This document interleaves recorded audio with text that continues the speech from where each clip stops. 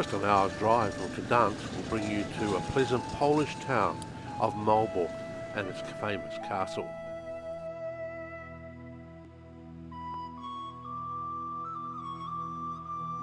This is a UNESCO World Heritage Site, and it's certainly a place to come to.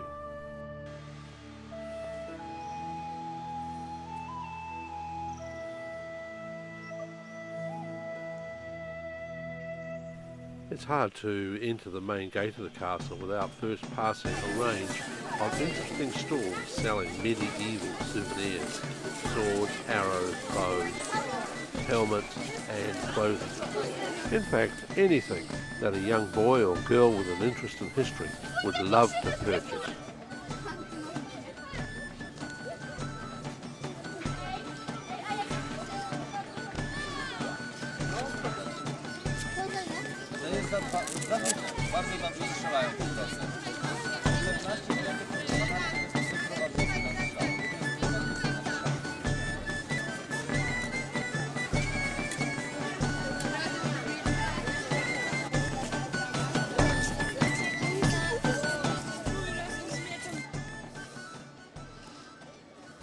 The castle is built on the banks of the river Nogot.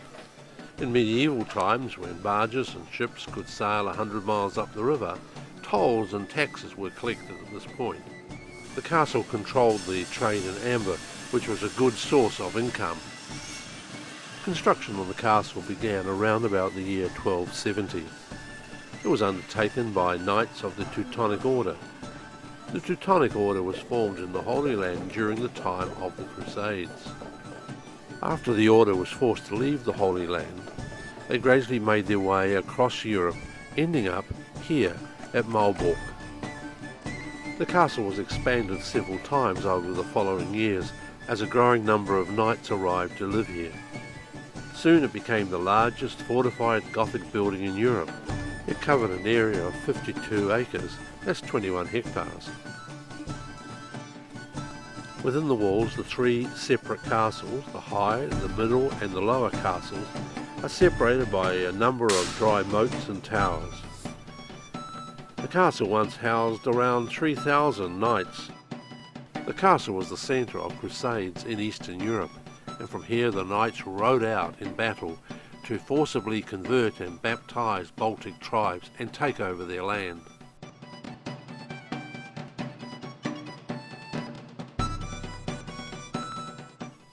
The Castle Museum is a highlight of any visit.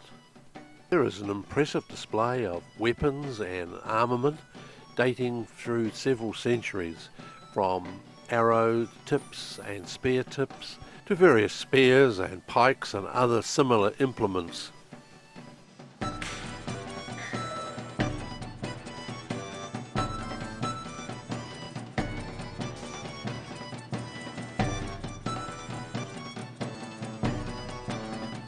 The museum contains a very extensive display of armaments and armour from the medieval period.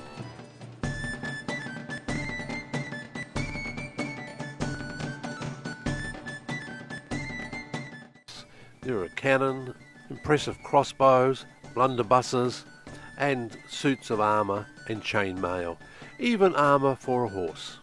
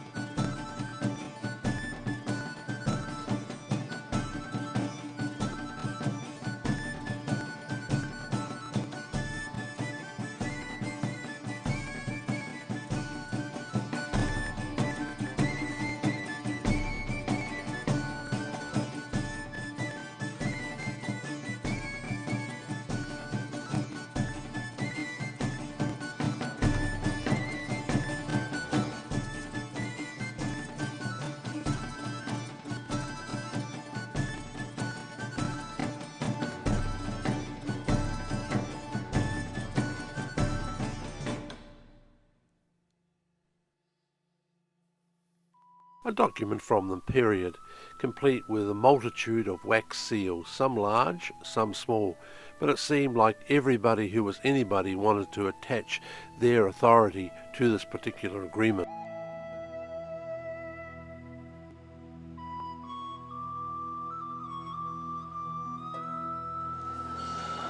This is the great refectory, or dining hall, and that, together with the entrance gate to the high castle, are considered to be outstanding examples of the high Gothic architecture, with their slender vaulting and large windows providing an atmosphere of soaring space and light, and it's certainly impressive.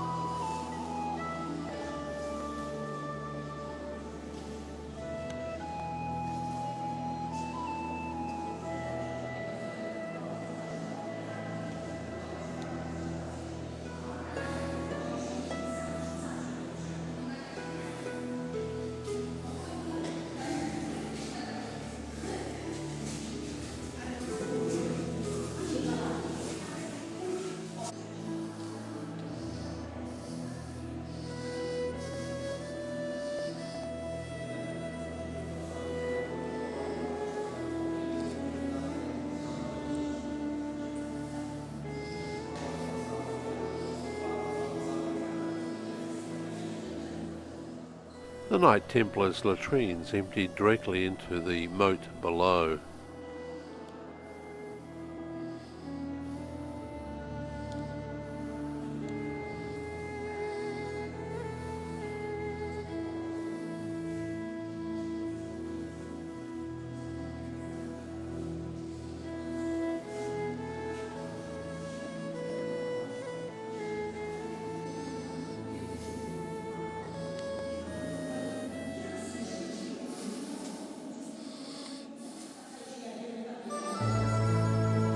Only some of the original furniture remains.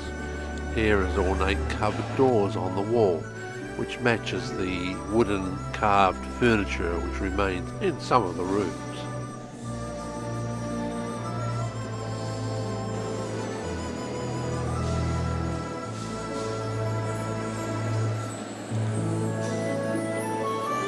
Besides accommodation for up to 3,000 Knights Templar who lived in the castle, there was also quarters for servants, workshops, there are armories, there are cannon foundries, there are a variety of other services, a stable, wagon house complex, and chapels.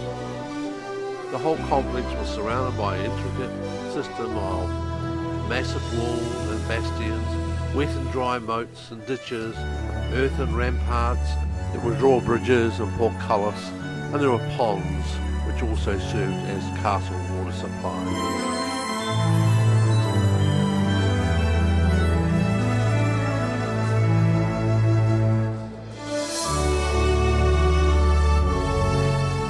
The castle is unique, a perfectly planned architectural creation with no equivalent in Gothic architecture, and even in the 21st century it remains the largest brick building in the whole of Europe.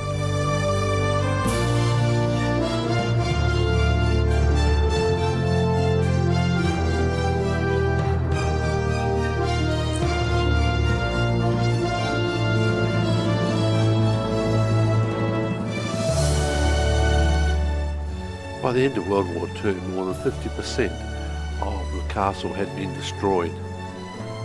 In the post-war period, reconstruction has taken place. Now most of the castle is complete. Only a little remains still to be